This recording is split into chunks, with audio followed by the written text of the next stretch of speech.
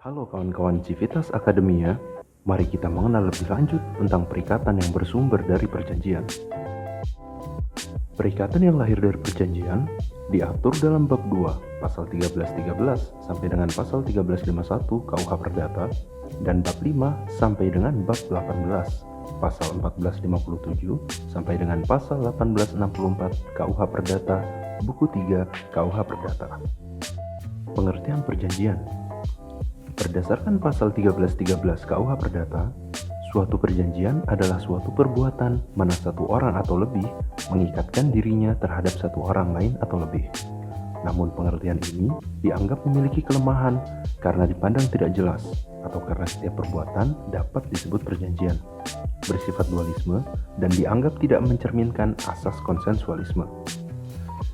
Suatu perjanjian dibuat dengan cuma-cuma atau atas beban. Begitulah kata pasal 1314 KUH Perdata. Perjanjian cuma-cuma atau perjanjian yang mana pihak yang satu memberikan suatu keuntungan dengan pihak yang lain tanpa menerima suatu manfaat bagi dirinya sendiri. Perjanjian atas beban, yang mana suatu perjanjian yang mewajibkan masing-masing pihak memberikan sesuatu, berbuat sesuatu, atau tidak berbuat sesuatu.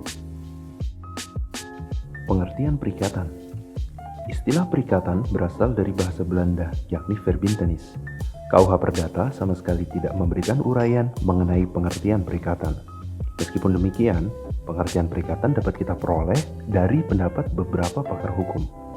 Menurut Prof. Subekti, perikatan adalah suatu perhubungan hukum antara dua orang atau dua pihak, berdasarkan mana pihak yang satu berhak menuntut sesuatu hal dari pihak yang lain dan pihak yang lain berkewajiban untuk memenuhi tuntutan tersebut. Hubungan perikatan dengan perjanjian. Perikatan yang lahir dari perjanjian dikehendaki oleh dua orang atau dua pihak yang membuat suatu perjanjian.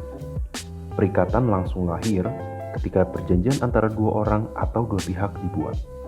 Perikatan yang lahir dari perjanjian menimbulkan hubungan hukum yang memberikan hak dan meletakkan kewajiban kepada para pihak yang membuat perjanjian berdasarkan atas kemauan atau kehendak sendiri dari para pihak yang bersangkutan yang mengikatkan diri sendiri.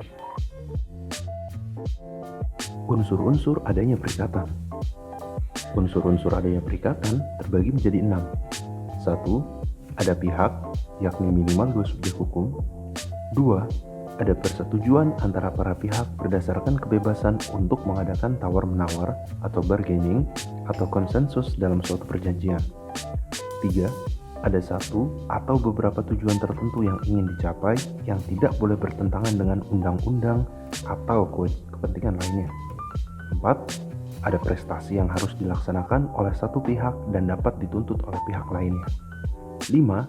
Ada bentuk tertentu, dibuat secara tertulis seperti akta, otentik di bawah tangan atau lisan. Dan 6. Ada syarat-syarat tertentu menurut undang-undang agar suatu kontrak yang dibuat menjadi sah. Asas-asas hukum perjanjian. Asas-asas hukum perjanjian ada 4. Yang pertama adalah asas kebebasan berkontrak. Yang kedua adalah asas konsensualisme. Yang ketiga adalah asas pacta sunt servanda. Dan yang keempat adalah asas itikat baik atau giltro. Perjanjian tidak bernama. Perjanjian tidak bernama adalah perjanjian yang belum diatur dalam KUH Perdata dan KUHD. Perjanjian ini dapat lahir karena asas kebebasan berkontrak yang menyatakan setiap orang bebas mengadakan perjanjian dengan siapapun atau partage otonomi. Asas tersebut diatur dalam pasal 1319 BW. Beberapa contoh perjanjian tak bernama adalah kontrak joint venture, kontrak production sharing, leasing, franchise, kontrak karya, dan lain sebagainya. Sumber material hukum kontrak. Sumber material hukum kontrak adalah 1.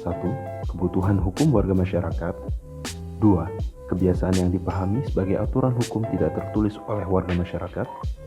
3. Moralitas agama dan kesusilaan di kalangan warga masyarakat. Dan 4. Kesadaran hukum warga masyarakat. Sumber formil hukum kontrak. Sumber formil hukum kontrak adalah 1. Undang-undang. 2. Putusan hakim atau jurisprudensi. 3. Kebiasaan atau hukum tidak tertulis. 4. Traktat. Dan 5. Doktrin atau ajaran hukum.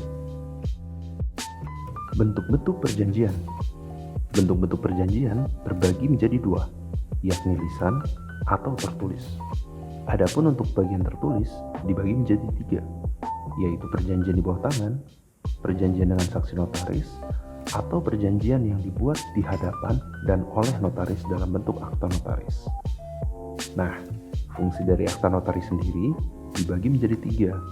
Yang pertama adalah sebagai bukti bahwa para pihak yang bersangkutan telah mengadakan perjanjian tertentu. Dua, sebagai bukti bagi para pihak bahwa apa yang tertulis dalam perjanjian adalah menjadi tujuan dan keinginan para pihak. Dan tiga, sebagai bukti kepada pihak ketiga bahwa pada tanggal tertentu, kecuali jika ditentukan sebaliknya, para pihak telah mengadakan perjanjian dan bahwa isi perjanjian adalah sesuai dengan kehendak para pihak. Syarat sahnya perjanjian. Syarat sahnya perjanjian ada dua, yakni subjektif dan objektif. Subjektif berarti sepakat mereka yang mengikatkan dirinya dan kecakapan untuk membuat suatu perikatan, dan objektif berarti suatu hal tertentu dan suatu sebab yang halal. Perincian hapusnya perikatan. Perikatan dapat hapus karena beberapa sebab. 1. Karena pembayaran. 2. Karena penawaran pembayaran tunai diikuti dengan penyimpanan atau penitipan. 3. Karena perjumpaan utang atau kompensasi. 4. Karena pencampuran utang. 5. Karena pembaruan utang. 6. Karena pembebasan utang. 7.